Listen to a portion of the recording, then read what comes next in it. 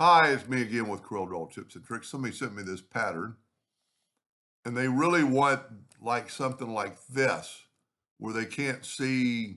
This is just a bunch of circles. Uh, I mean, if we take it, imagine if we ungroup it.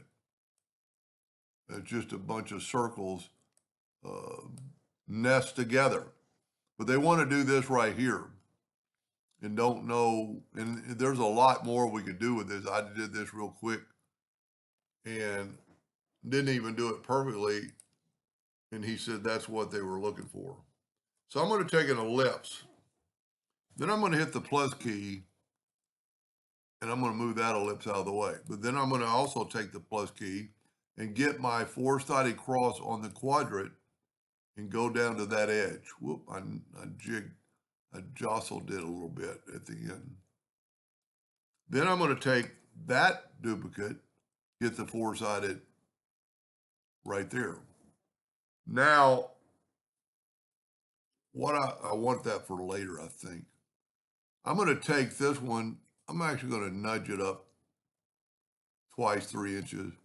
I'm going to go to Effects in Contour, and I'm going to contour to the inside 1 inch, but I want like 5 of them.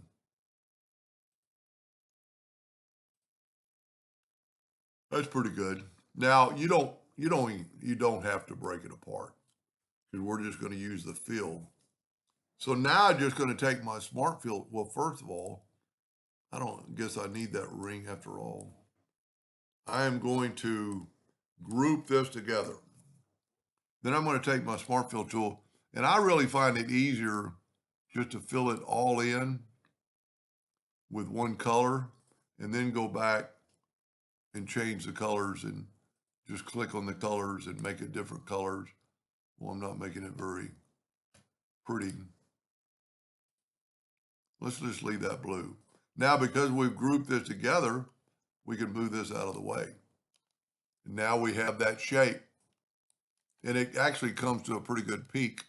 So let's group this together and let's make it 6 inches across with my ratio lock.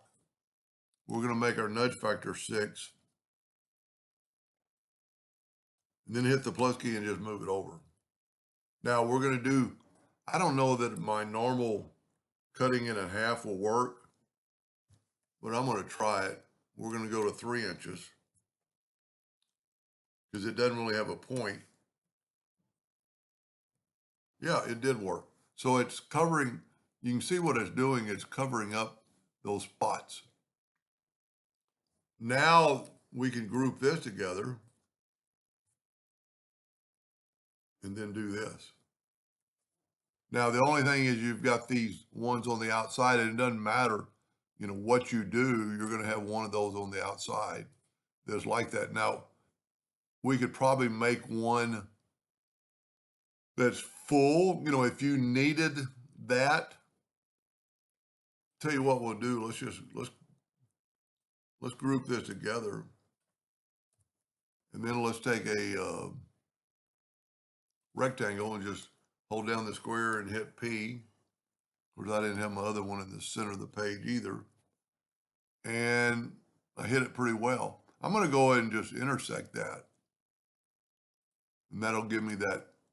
Now it's a square pattern, just like I think he wants. Now also, even though we've moved this around, I could use that square. I'm going to hold down the shift key and double click on the rectangle tool, put a rectangle around it, and I'm going to make it black, go up to Object, Order, back a page, and see it filled in those circles, plus that hidden part of the graphic. And we could have made that part of the circle. I could have moved my original 2 circles down further, or really actually moved them a little bit further apart so they would have had this point, but who's going to know? And I think that's pretty cool. And the good thing about it, you could still, change the color of it. Of course, everything I pick is going to be not as pretty as the, well, that's pretty neat, but black I think is the best. Anyway, I hope that helped him.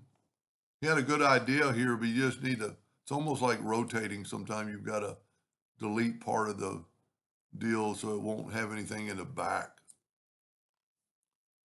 Anyway, hope that helped him a little bit. Thank you for watching.